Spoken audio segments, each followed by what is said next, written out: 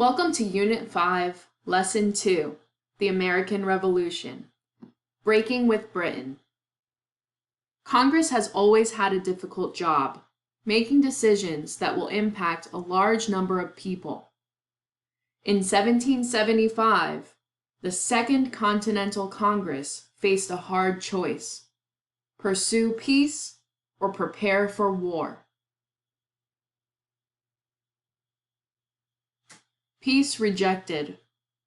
During the summer of 1775, the Continental Congress made moves toward both peace and war. In an attempt to restore peace with Britain, delegates sent the king a petition. They asked him to resolve the conflict between the colonies and Parliament. Instead, he proclaimed that the colonies were in an open and avowed rebellion.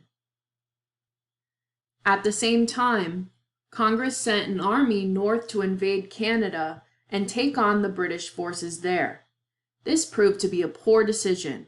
The Canada campaign was long, bloody, and unsuccessful. British troops successfully pushed the colonial army back into New York. In December 1775, Parliament decided to punish the colonies by cutting off all trade. Then in January 1776, King George signed a treaty with Germany that allowed him to hire more than 20,000 German soldiers and send them to the colonies. These soldiers for hire were known as Hessians, and they had a reputation as fierce fighters. For many Americans, these actions proved that the British government intended to crush the colonies, both militarily and economically, at any cost. Time to part. Meanwhile, the colonial army was meeting with greater success in Boston. George Washington had arrived there during the summer of 1775, determined to drive the British from the city. The following winter, he sent troops to drag the heavy guns from Fort Ticonderoga and install them on high ground overlooking Boston. In the spring of 1776, under the threat of the looming artillery, the British withdrew from the city. They sailed north to Canada in preparation for an eventual invasion of New York City. More than 1,000 loyalists left with the British because they feared they would not be safe from angry patriots if they stayed in Boston. Alarmed by the colonists' show of force in Boston, the British government sent a massive force to put down the revolt. Nearly 400 ships set sail from England carrying 32,000 troops, including at least 12,000 Hessians. The soldiers would join the British troops already gathering in Canada for an attack on New York City. The warships would attack seaports and disrupt colonial shipping. In January 1776, Thomas Paine published a pamphlet called Common Sense to argue the case for independence. In the pamphlet, Paine made several practical arguments for independence. He claimed that France and Spain would only aid the colonies if they broke with Britain. He also pointed out that European countries would continue to purchase American exports if the colonies declared independence. "'Tis time to part," he urged his readers. As the eventful year unfolded, more and more Americans agreed with him.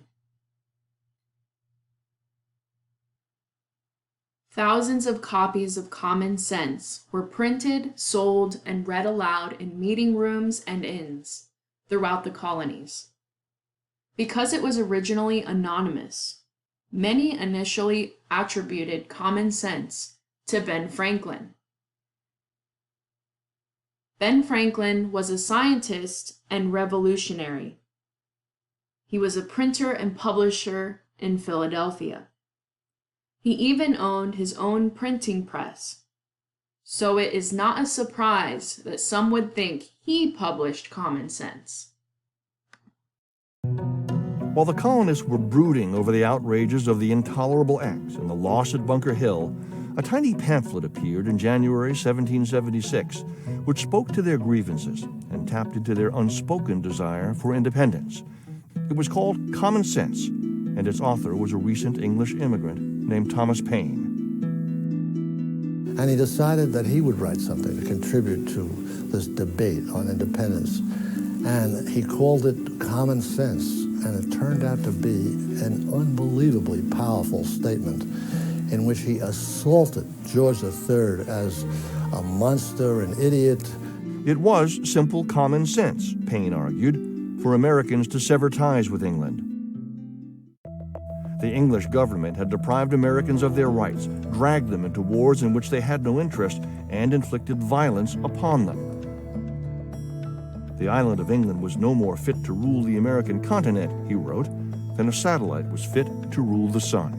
And then he went beyond that and assailed the whole idea of kingship. You know, who are these kings?